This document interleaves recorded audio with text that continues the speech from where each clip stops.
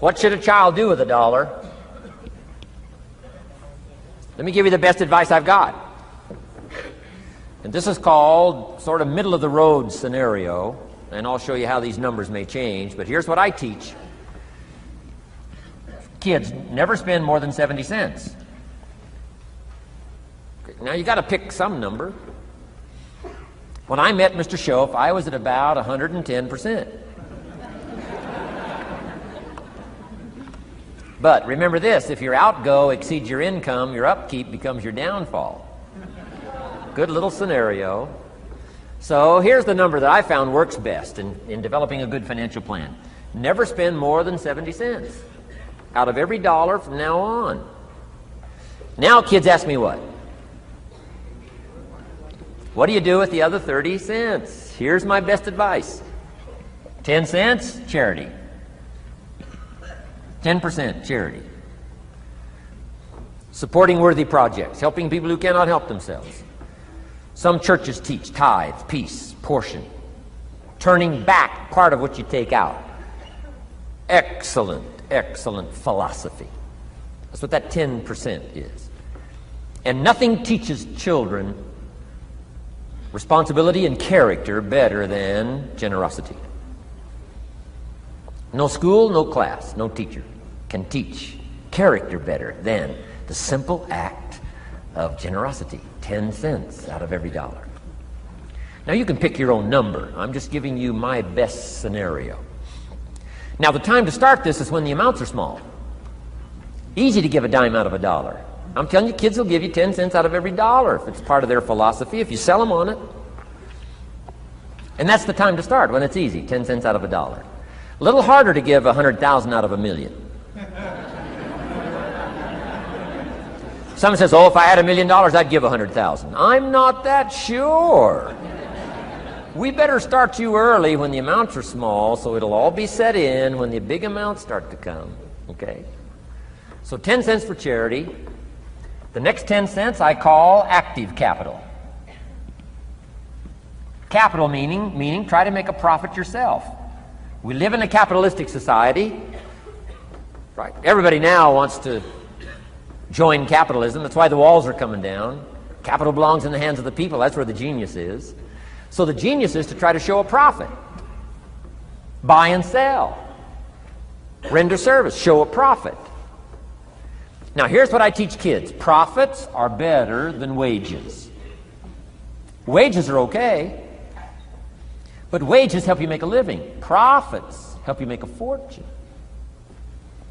The key is to just understand philosophically a little simple economic scenario. And there's all kinds of ways to make a profit. I'm working on a new book. Here's what it's called. I think it's going to be called, Of Course Kids Should Pay Taxes. It's going to be an interesting book. In California, where I live, kids do pay taxes. If an 8-year-old walks into 7-Eleven, buys something that costs $1, the proprietor makes him cough up 7 more pennies. 8-year-old says, what's these 7 pennies? Proprietor says, that's taxes. That's taxes. Kid says, well, I'm only 8. Proprietor says, congratulations, you're my youngest taxpayer. So in California, kids do pay taxes. Now the question is, should they? Now the title of my book is, Of Course Kids Should Pay Taxes. You got it. Right? The disciple went and caught a fish, found the miracle coins, and paid his taxes and Jesus' taxes. So way back then, Jesus did pay taxes. Now the question is, should he? And the answer in my little book says, of course Jesus and kids should pay taxes. Of course. Of course. If an 8-year-old wants to ride his bicycle on the sidewalk instead of in the mud, you have to pay taxes. Things cost money. Got to pay taxes. Aircraft carriers keep tyranny over there instead of over here. Aircraft carriers cost money. It's expensive to run this whole show. We can't use used missiles. I mean, you know, it's expensive to run the whole deal. Of course, everybody has to pay. Now, active capital means try your best to show a profit. Now, there's many ways to show a profit, not just money. Touch something, leave it better than you found it. That's a profit. Some profits are intangible, some profits are tangible. Long before Earth Day, for all sophisticated people, it was very proper when you left your hotel room to turn out the lights. All educated people. Why? Leave a profit. It's so easy to flip the switch and leave a profit. Some say, well, the hotel gets the profit. What do you care? All you need to become is a person who leaves a profit. Wow. I talked to a man who runs a whole string of apartments. He said, guess what? Most people, when they rent an apartment, leave it, what? Trashed, worse than they found it. What kind of a reputation would that be? Whatever you touch turns to trash. Whatever you touch gets dirty. Nothing you touch gets better. See, that's a poor philosophy. No wonder it leads to poverty, small lives. As one writer said, living lives of quiet desperation. This is where it all begins. Failure to leave a profit when you can, turn out the lights, doesn't matter what it is. Become profit-minded. Profits are better than wages because profit has the potential to make a fortune. Wages has the potential to make a living. So I teach kids, take part of your wages, if you earn the money, take part of it for charity and part of it to see if you can't make a profit. And there's all kinds of ways. My book's going to be full of all kinds of ways kids can make money. I teach kids how to have 2 bicycles, one to ride and one to rent. I mean, you know, it doesn't take long to get into business. You don't have to be a genius. Halfway bright, you can start showing a profit. Now, here's the next 10 cents called passive capital. Meaning, let somebody else use the capital, you provide it, you're passive, they're active. And let them pay you interest. Profits and interest. Unique way to make a fortune. In fact, there's a Bible philosophy. I teach teenagers this Bible philosophy. Here's what it teaches. The borrower is servant to the lender. Wow. So where is the power position? Not a spender, a lender. And if I've taught teenagers well, if you ask them, among some of the things you want to be, you know, when you grow up, you know, as years pile on, what would you like to be? I'm telling you, among some of the things that they would like to be, if they've sat in on my classes or gotten some of my material, they will say, I want to be one of them lenders. Powerful position. Let somebody else use your capital. Some projects require more capital than any one person has. So we've got capital pools, whether you put it in a financial institution or whatever, right? Earn an interest, earn a profit, right? Buy a car and sell it for more than you paid for it. Why? Because you leave it better than you found it. Touch something and leave a profit. Okay? It's not just wrapped up in money and economics. This helps to teach all other scenarios of life on profit and capital and expenditures, what to do with your time and what to do with your life, and as well as what to do with your money. Okay? Now this little scenario I call the ideal. Now here's what's important. To set up the ideal and work toward it. Because at first you may not be able to do these numbers. Some people are in such desperate situation currently, they got to go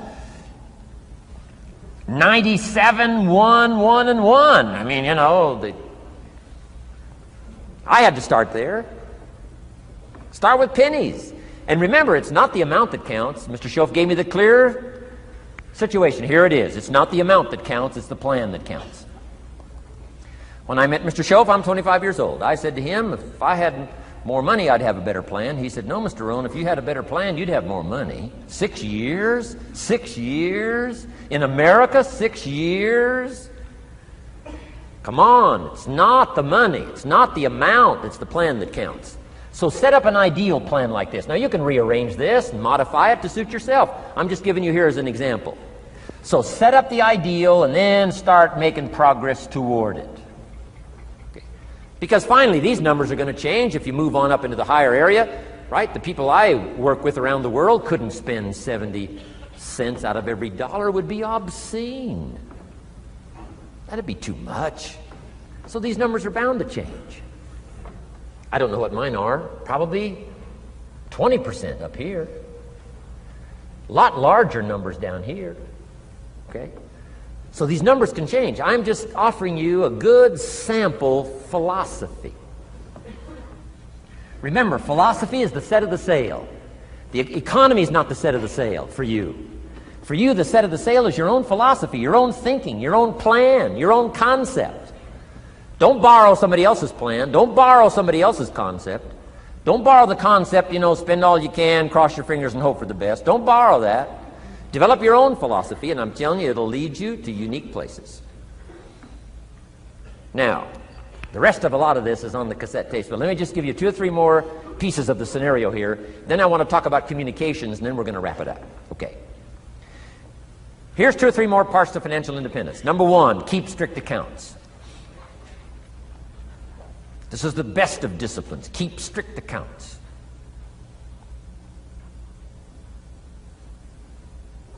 Did you ever hear this expression?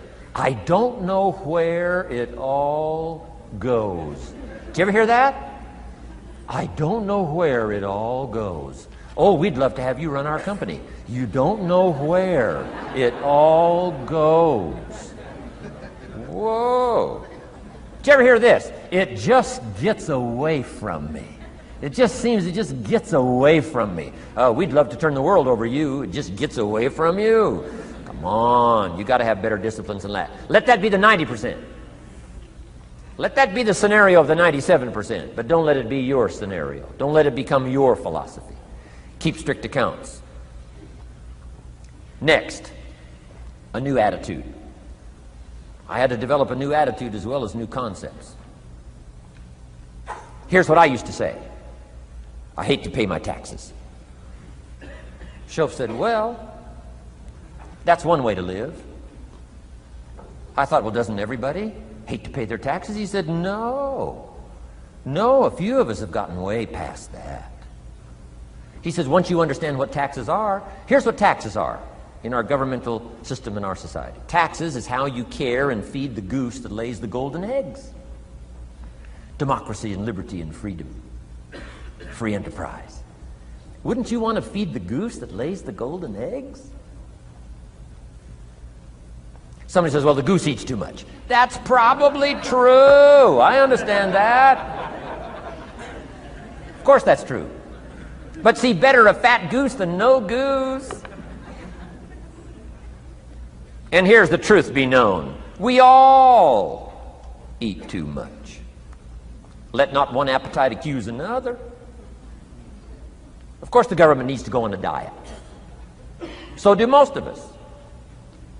But hey, you still have to care and feed the goose that lays the golden eggs once you understand that that's what it's for. See, it is so important, the right attitude. Here's what I used to say. I hate to pay my bills. You open up the mails, nothing but these window envelopes, bills. I hate to pay my bills. Shoaff said, well, that's one way to live. I said, well, doesn't everybody hate to pay their bills? He said, no, some of us are way beyond that. I said, is it possible to love to pay your bills? He said, yes. Reduce your liabilities? Increase your assets? Wouldn't you love to do that? So start a whole new attitude here. Next time you pay $100 on an account, put a little note in there and say, with great delight, I send you this $100. I mean, they don't get many letters like that. Reduce my liabilities, increase my assets. My picture's changing. My picture's improving. I love to pay my bills. Keep the money in circulation. Pay my taxes. Feed the goose that lays the golden eggs. It's a matter of attitude. And here's the last on attitude. Everybody must pay. Of course, life is called opportunity, but life is called price. But we must all pay. We must all share. One of the classic stories of all time from ancient Bible script says, Jesus one day and his disciples were standing by the church treasury, synagogue treasury, watching people as they came by and put their offering in the treasury. That wouldn't be a bad idea. Jesus and his disciples standing by the treasury while everybody walks by. Jesus says, how much was that? How much was that? Interesting. And the story said some people came by, put in big amounts. Some people came by, put in modest amounts, average amounts. And the story says, then a little lady comes by and puts in 2 pennies in the treasury. Jesus says to his disciples, look at that. Look at that. His disciples said, 2 pennies, 2 pennies, what's 2 pennies? Jesus said, no, you don't understand. She gave more than everybody else. They said, 2 pennies is more than everybody else? He said, yes. Because I'm certain that her 2 pennies represented most of what she had. And if you give most of what you have, then you've given the most. Wow. What a lesson to learn. It's not the amount. It's what it represents of your life that counts. Now let me give you the wisdom of the scenario that did not occur. And this is the greatest of wisdom. And in my own particular, peculiar brilliance, I have the ability to record for you what was not recorded in the scenario of the story. Here's what did not occur, which may teach us one of the greatest of the wise things that was taught in this scenario. Here's what did not occur in the scenario. Jesus did not reach into the treasury and get this little lady's 2 pennies and run after her and say, here, little lady, my disciples and I have decided that you're so pitiful and you're so poor that we've decided to give you back your 2 pennies. I'm telling you, that did not occur. If it would have occurred, she would have been what? Insulted. She would have rightfully said, I know my 2 pennies aren't much, but it represented most of what I had. And would you insult me by not letting me contribute what I wanted to contribute, even if it's only 2 pennies? I'm telling you that did not occur. Here's part of the wisdom of the story that was not recorded. Jesus left her pennies in the treasury, meaning everybody has to pay, even if it's only pennies. That's the key. And whether you start with pennies or whether you start with dollars or whether you start with nothing, remember, part of the scenario is to spend, of course. Part of the scenario is to invest, and part of the scenario is to show a profit, and part of the scenario is to help take care of people who can't take care of themselves. If you'll set up your own philosophy, I'm not asking you to buy my philosophy. I'm not asking you to adopt my numbers. I'm only wanting to provoke you to think, for you to come up with a splendid economic philosophy that's got you up early and got you up late, has got you thinking and pondering ways to use your resources and turn it into the dreams you want for the future. And that's my little story on financial independence.